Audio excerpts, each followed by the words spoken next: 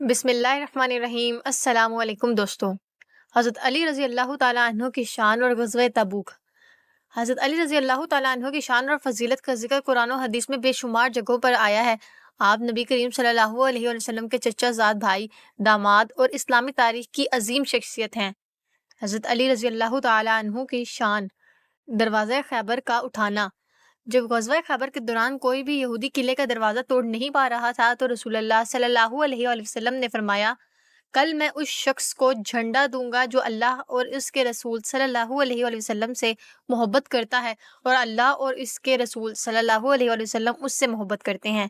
پھر یہ جھنڈا حضرت علی رضی اللہ تعالیٰ عنہ کو دیا گیا اور انہوں نے ایک ہاتھ سے قلعے کا بھاری دروازہ اکھاڑ دیا۔ مدینہ میں نبی کریم صلی اللہ علیہ وسلم کے جانشین۔ جب غزوہ تبوک کا وقت آیا تو رسول اللہ صلی اللہ علیہ وسلم نے حضرت علی کو مدینہ میں چھوڑ دیا اور فرمایا، کیا تم اس بات سے راضی نہیں کہ تم میرے لیے ایسے ہو جیسے ہارون موسیٰ کے لیے تھے، بس یہ کہ میرے بعد کوئی نبی نہیں؟ صحیح بخاری، صحیح مسلم۔ یہ حدیث حضرت علی رضی اللہ تعالیٰ عنہ کی عظمت اور مقبولیت کا عظیم ثبوت ہے۔ غزوہ تبوک 9 ہجری، سب سے آخری غزوہ۔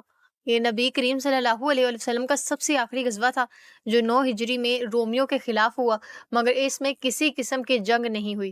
مسلمان 30,000 کا لشکر لے کر تبوک پہنچے، مگر رومی فوج سامنے کرنے سے گھبرا گئی اور پیچھے ہٹ گئی۔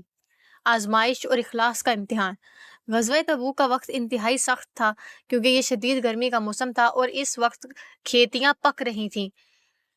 منافقین نے بہانے بنائے مگر سچے ایمان والے صحابہ سب کچھ چھوڑ کر رسول اللہ صلی اللہ علیہ وآلہ وسلم کے ساتھ نکل پڑے۔ حضرت علی رضی اللہ تعالیٰ عنہ کی مدینہ میں تقریر۔ جب رسول اللہ صلی اللہ علیہ وسلم نے مدینہ کو چھوڑ کر تبوک کا رخ کیا تو حضرت علی رضی اللہ تعالیٰ عنہ کو مدینہ میں چھوڑ دیا تاکہ وہ مدینہ کی حفاظت کر سکیں۔ کچھ لوگوں نے اس بات کا مذاق اڑایا تو نبی کریم صلی اللہ علیہ وسلم نے انہیں یہ عظیم درجہ دیا کہ تم میرے لیے ایسے ہو جیسے ہارون موسیٰ کے لیے تھے۔